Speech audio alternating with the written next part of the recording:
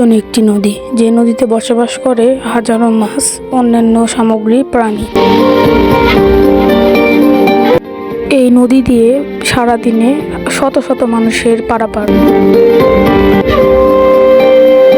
এটিকে আঞ্চলিক ভাষায় পুকুর বলা হয়। পুকুরে অনেক রকম, আমরা এর আগে যে সময় ভিডিও করছিলাম ওই সময় পানি অনেক কম ছিল। তো বেশি দেরি না করে আজকে ভিডিওটা শুরু করা যাক। হ্যালো এভরিওয়ান, আসসালামু আলাইকুম, myself Nirob and welcome to another blog video. তো আজকে আমাদের এদিকে অনেক বৃষ্টি হয়েছে, আমাদের নদীর পানি দেখা যাক কত দূর বেড়েছে। আগের ভিডিওতে তো দেখাইছিলাম যে পানি একদম কম আছে, চলেন দেখা যাক আজকে কতটি পানি বাড়ছে। তো চলেন আমরা ভিডিওটা শুরু করলে লেটস গো। এই গ্রাম অঞ্চলের রাস্তা দিয়েই নদীতে যেতে হয়। এই পথ দিয়েও দিনে শত শত মানুষের অভিযাত্রা শুরু হয়।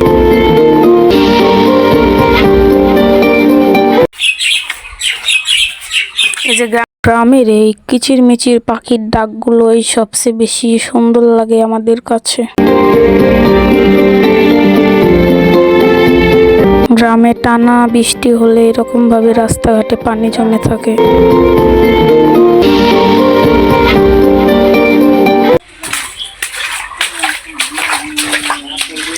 বৃষ্টির পানিতে হাঁটতে গেলে এরকমই শব্দ হয় যখন হয়, মানে যখন পানি অতিরিক্ত পানি হয় ওই যে নদী দেখা যাচ্ছে। চলেন নদীটা দেখি। অতিরিক্ত পানি হলে মেনলি অন্যদিক থেকে চাপ এসে এরকম পানি বাড়ে আর থাকে। অতিরিক্ত বৃষ্টিপাতের কারণে আমাদের নদী ভরে গিয়েছে।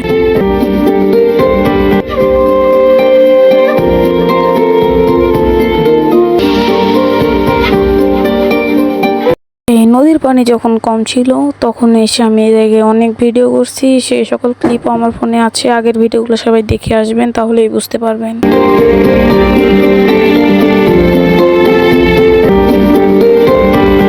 এই নদীতে পানি বাড়ার কারণে গ্রামের মানুষ অনেক চিন্তায় আছে যে পানি কখন যেন তাদের ঘরে উঠে আসে। এরপর হঠাৎ করে আমাদের ভিডিও চালু থাকার সময়তেই এরকম করে একটা মেঘে এসে সূর্যকে ঢেকে নেওয়ার কারণে এরকম অন্ধকার হয়ে যায়। তারপর আবারও ফর্সা হয়ে যায়। এই নদীর ধারে যেই সকল মানুষ জীবনযাপন করে তাদের জীবনটা আসলে অনেক কষ্টের। গ্রামের মানুষের জীবনটা অনেক কষ্টের, অনেক ভয়ঙ্কর। কখন জানি নদীর পানিটা বেয়ে বেয়ে তাদের বাসায় চলে আসছে, এই ভয়েই থাকে আমাদের। আর এই মাটিগুলো দেখা যাচ্ছে, এইগুলোতে অনেক মানুষ পিছলে পড়ে যায়, অনেক ব্যথা পায়। আর গ্রামের রাস্তাটা অনেক ভয়ঙ্কর হয় বৃষ্টি হলে। নদী এমন একটা জিনিস যে জায়গায় কখনো মাছ ছাড়া লাগে না, আর পুকুর এমন একটা জিনিস যে ওই জায়গায় মাছ না ছাড়লে কখনো মাছ হয়ও না। আর এই সকল রাস্তায় যদি আমরা বেড়াই তাহলে ডিম পাওয়া যাবে। সকালবেলা এসে বতকে, অনেক বতকে ডিম দিয়ে রাখে।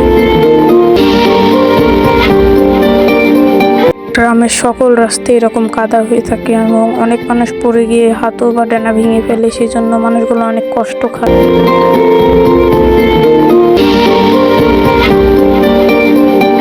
এই জায়গায় আরেক বছর পানি উঠছিল, ওই ক্লিপটা একটু দেখেন। আমরা এর আগে যে সময় ভিডিও করছিলাম ওই সময় পানি অনেক কম ছিল, তারপরে হচ্ছে নদীটা অনেক সুন্দর ছিল। বাট এখন অনেক পানি বেড়েছে এবং আমাদের ঠিকানাটা অনেকে জানতে চেয়েছেন। আমাদের ঠিকানা হচ্ছে রাজশাহী শহরে গিয়ে এখন পর্যন্ত একটা ভিডিও নেই, বাট সাকিনা পার্কের একটা ভিডিও দিয়েছিলাম।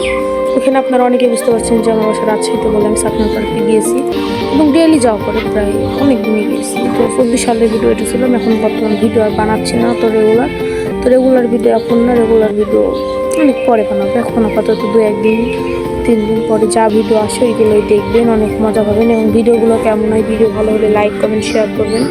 তো আজকে ভিডিওটা কেমন হলো তার আগে চলেন আমাদের একটু ভিটারটা দেখাবেন, আমাদের বাড়ির পেছনের জায়গাটা।